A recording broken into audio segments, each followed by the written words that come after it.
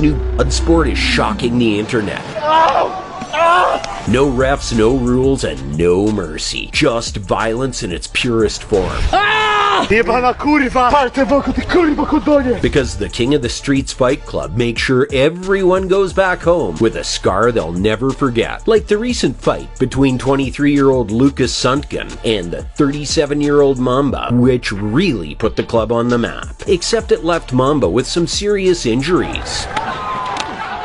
What you just saw would have never happened in an organized MMA fight, because the refs would have stepped in ages ago. But in the King of the Streets, the only person you can turn to is God himself. And this recent fight was even crazier than it seems, because the two men were straight up fighting like gladiators, with only one rule: kill or be killed. In fact, they went for 2 whole rounds, and in each of them, Mamba was left bloody, bruised, and beaten after he got pulled to the ground and slammed against the dirt like he was nothing. The craziest part is that the punches were so insanely brutal that some commenters think that he might even have some brain damage after taking so many of them. Although it gets worse, because the fights can get even more chaotic than this, because they'll organize them anywhere, even a basketball court made of concrete, which was left covered in blood after they were done. Some fights get so violent that this one guy almost lost his whole eye, and a lot of people just can't stomach the raw fights, which is why they're straight up asking the authorities to step in and stop the whole thing, because some haters think that this is just normalizing violence and giving bad men a platform to seriously hurt someone and get away with it. What I tend to struggle with on a personal level is when it crosses the line towards potentially life-ending techniques. But on the other hand, everyone who's part of the King of the Streets Fight Club knows exactly what they're getting into, because they make it absolutely clear that there are no rules. To jest prawdziwa, realna walka, nie jakieś tam kurwa z sędziami, innymi chujami kurwa, którzy ci będą stali nad głową i ci mówili, kiedy może gościa skończyć, a kiedy nie. Which is exactly why critics think this whole thing has attracted one of the most toxic sporting fan bases of all time.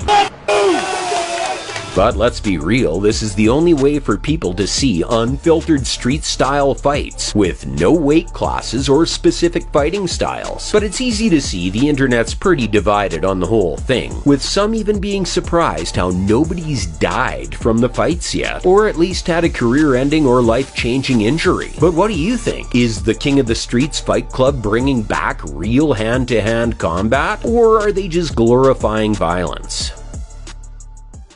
Welcome to Fun for Days. Thank you for watching. Please leave a like and comment your thoughts about the video below, and I'll see you in the next video.